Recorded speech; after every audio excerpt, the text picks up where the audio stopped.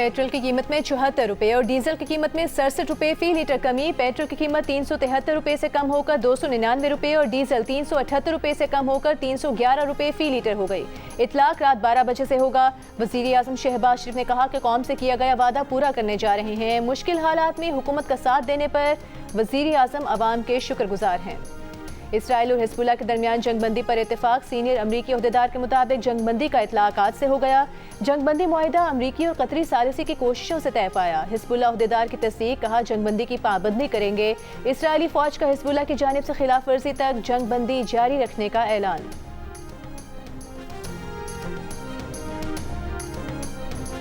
अमरीकी सदर ट्रंप का कहना है कि अमरीका ने नहीं बल्कि ईरान ने मायूसी में मुआहिदा किया। जंग ने ईरान को कमजोर कर दिया, वो मुकम्मल खत्म हो चुका। हम 60 दिन का वक्त पूरा करेंगे, ईरान को कोई रकम नहीं मिलेगी, 10 सेंट भी नहीं देंगे। Undeniable truth, whether we like it और नॉट, कि इसमें सबसे ज्यादा कलीदी रोल फील्ड मार्शल शहीद आसिम मुनीर का है, जिन्होंने अमन के क़याम के लिए ये 2.5-3 महीने नींद को आंखों में बसाए शबाना रोज अंत तक काम किया। मैं डिप्टी प्राइम मिनिस्टर को भी शुक्रिया अदा करना चाहता हूँ। इंटीरियर मिनिस्टर सईद मोहसिन नकवी ने ईरान के हवाले से अपना पूरा किरदार अदा किया। वज़ीर आज़म शहबाज शरीफ का अमरीका ईरान इस्लामाबाद मुफाहमती याददाश्त में कलीदी किरदार अदा करने पर फील्ड मार्शल आसिम मुनीर, नायब वज़ीर आज़म इसहाक डार और वज़ीर दाखिला मोहसिन नकवी समेत पाकिस्तानी क़यादत को खिराज तहसीन कहा। आज दुनिया के हर खित्ते में पाकिस्तान का नाम गूंज रहा है। सियासी इख्तिलाफात अपनी जगह, लेकिन कौमी वहदत के लिए हम एक हैं और एक रहेंगे। एक रोज़ पहले ईरानी सदर मसूद पज़ेश्कियान ने कहा, मुश्किल वक्त में पाकिस्तान चट्टान की तरह ईरान के साथ खड़ा रहा। ईरानी सदर की दावत पर 3 और 4 जुलाई को सुप्रीम लीडर अली ख़ामनेई की आखिरी रसूमात में पाकिस्तानी वफ्द शरीक होगा। वज़ीर आज़म की तजवीज़ पर ईरान अमरीका अमन डील कराने पर कौमी असम्बली में करारदाद मुतफ़िक़ा तौर पर मंजूर। करारदाद में कहा गया है कि ऐवान वज़ीर आज़म शहबाज शरीफ, फील्ड मार्शल आसिम मुनीर और नायब वज़ीर आज़म समेत पूरी टीम को मुबारकबाद पेश करता है। अमन मुआहिदा खित्ते और दुनिया में अमन व इस्तेहकाम का सबब बनेगा।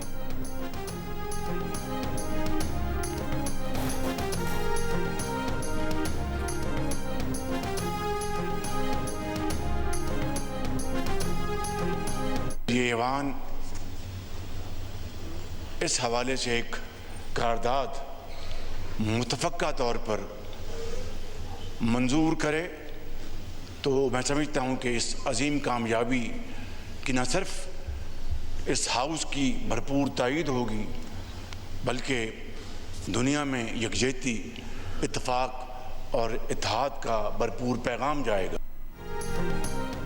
वज़ीर आज़म पाकिस्तान शहबाज शरीफ की अपोजिशन लीडर महमूद खान चकजई, असद कैसर और बैरिस्टर गौहर से खुशगवार गुफ्तगू। वज़ीर आज़म खुद अपोजिशन लीडर की सीट पर गए। ज़राए के मुताबिक अपोजिशन ने साबका फाटा की टैक्स छूट का मामला वज़ीर आज़म के सामने रखा। मुशीर बराए सियासी अमूर राना सनाउल्लाह ने बताया कि वज़ीर ख़जाना मोहम्मद औरंगज़ेब ने अपोजिशन रहनुमाओं को फाटा टैक्स पर IMF से बात करने का यकीन दिलाया है। उम्मीद है ये मसला हल हो जाए।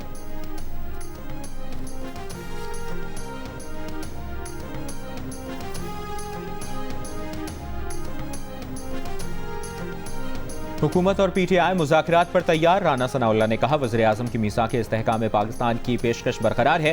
हुकूमत हर तरह की बातचीत के लिए तैयार है। रहनुमा PTI असद कैसर बोले, मुल्क और फौज दोनों हमारे हैं, मीसाक जमहूरियत के लिए तैयार हैं। वज़ीर ख़जाना मोहम्मद औरंगज़ेब ने बजट पर उनके निकात तस्लीम करने की हामी भरी है। बानी PTI की रिहाई के मौलाना फजल रहमान के बयान पर राना सनाउल्लाह ने कहा कि यह फैसला अदालत करेगी। मौलाना के गिले शिकवे दूर करने की कोशिश करेंगे।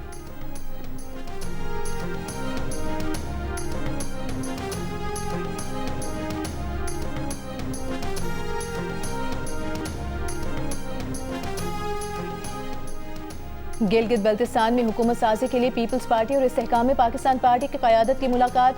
हुकूमत साजी समेत अहम सियासी इंतजामी और सियासी अमूर पर तबादला ख्याल, राबते बढ़ाने पर इत्तेफाक। एलामी के मुताबिक सियासी और जमहूरी अमल के जरिए हुकूमत साजी का अमल खुशाइंद होगा। दोनों जमातें आइंदा भी बाहमी मुशावरत और बातचीत जारी रखेंगी। गिलगित बल्तिस्तान के बेहतर सियासी मुस्तकबिल के लिए फाहम तफहीम से आगे बढ़ना होगा। गुज़िश्ता रोज़ पीपल्स पार्टी और मुस्लिम लीग नून में गिलगित बल्तिस्तान में मिलकर हुकूमत साजी पर इत्तेफाक हुआ था।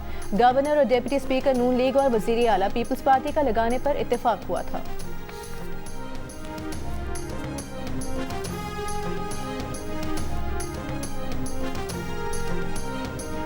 अमरीका और ईरान के दरमियान स्विट्जरलैंड में आज होने वाले मुज़ाकरात मुलतवी। ईरानी वज़ारत ख़ारिजा के ज़राए के मुताबिक लबनान पर इसराइली हमले मुज़ाकरात मुलतवी करने की वजह बने। आज सुबह भी लबनान पर इसराइली हमलों से 18 अफराद शहीद हुए।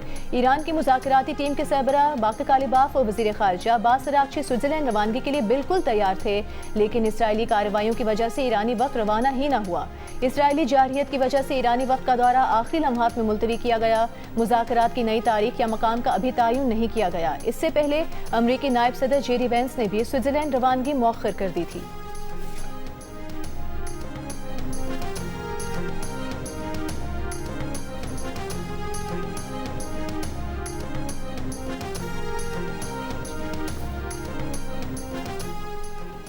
इसराइल की लबनान में जंगबंदी माहदे की खिलाफ वर्जी। जनूबी लबनान पर शदीद हमले, कम अज़ कम 18 अफराद शहीद, मुतअद्दिद ज़ख्मी और लापता हो गए। इसराइली फ़ौज ने जनूबी लबनान और वादी अल बका में हिज़्बुल्लाह के ठिकानों और बुनियादी ढांचे को निशाना बनाने का दावा किया। हिज़्बुल्लाह पर जंगबंदी की खिलाफ वर्जी का इल्ज़ाम आयद किया।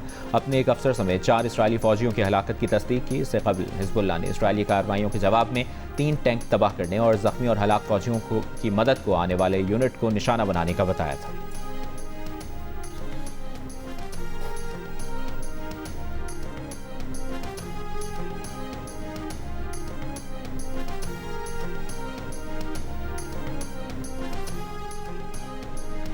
अमरीकी सदर ट्रंप का कहना है कि अगर वो ना होते तो इसराइल का सफाया हो चुका होता। एक इंटरव्यू में अमरीकी सदर ने कहा कि इसराइली वज़ीर आज़म नेतन्याहू के साथ ताल्लुक अच्छा है, लेकिन उन्हें थोड़ा काबू में रखना होता है। ट्रंप ने कहा कि वो इसराइल को लबनान पर हमलों से रोक लेंगे। इसराइल वही करता है जो वो कहते हैं।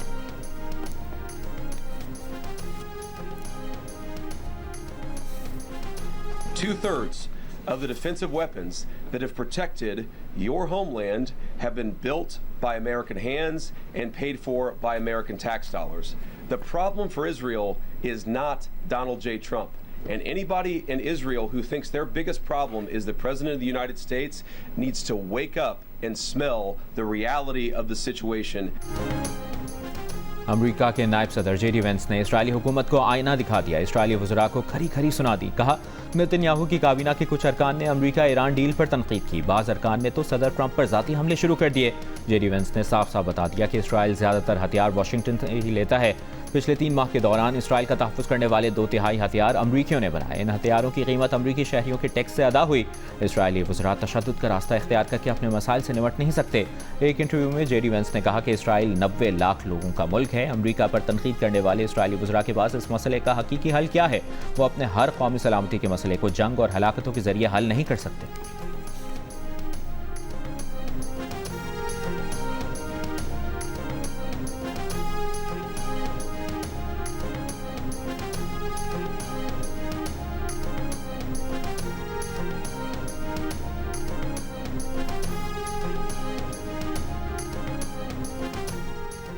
अमरीका लबनान में फौजी कार्रवाइयां बंद करने के लिए इसराइल पर दबाव डाले। फ्रांस का मुतालिबा। फ्रांसीसी वज़ीर ख़ारिजा ने कहा कि इसराइल लबनान में फौजी कार्रवाइयां बंद करे। फ्रांस की मंजूरी के बगैर सलामती काउंसिल ईरान पर आयद पाबंदियां खत्म नहीं कर सकती। ईरान के जौहरी प्रोग्राम, बैलिस्टिक मिसाइल और खित्ते में उसके इत्तेहादी ग्रुपों की हिमायत से मुताल्लिक़ खदशात दूर होने तक मशरिक़ वस्ता में पायदार इस्तेहकाम मुमकिन नहीं। ईरान के तर्ज़ अमल और पॉलिसियों में बुनियादी तब्दीली ज़रूरी है।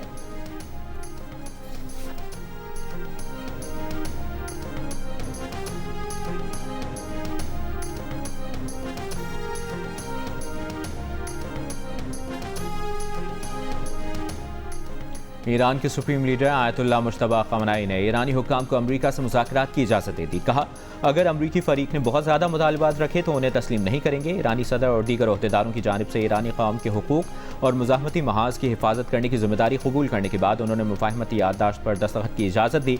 ईरान के चीफ मुज़ाकरातकार मोहम्मद बाकर कालिबाफ ने कहा, सुप्रीम लीडर ने माहदे की शिकों और शराइत पर अमल दरामद यकीनी बनाने का टास्क दिया है। खिलाफ वर्जी या हद से ज़्यादा मुतालबात किए गए तो दुश्मन को मुँह तोड़ जवाब देने से गुरेज नहीं करेंगे।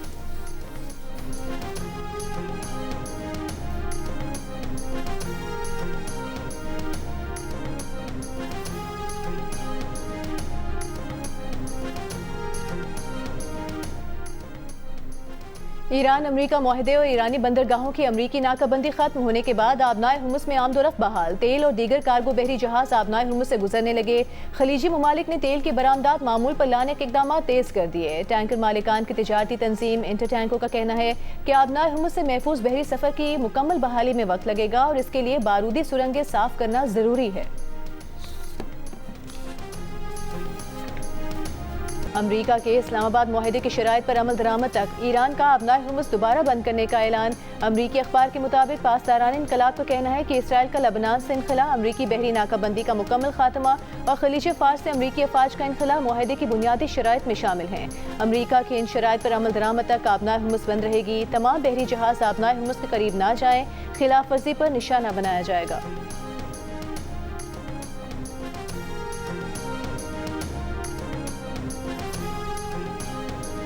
और खैबर पख्तूनख्वा का 48 अरब रुपए खसारे के साथ 2170 अरब रुपए का बजट पेश। सरकारी मुलाजमीन की तनख्वाहों और पेंशन में 7% इजाफा। कम से कम उजरत 45,000 रुपए तजवीज़। अमन अमान के लिए 191 अरब रुपए रखने की तजवीज़ है। वज़ीर आला KP सुहेल आफरीदी ने बजट पेश किया। इस दौरान अपोजिशन का एहतजाज और नारेबाजी।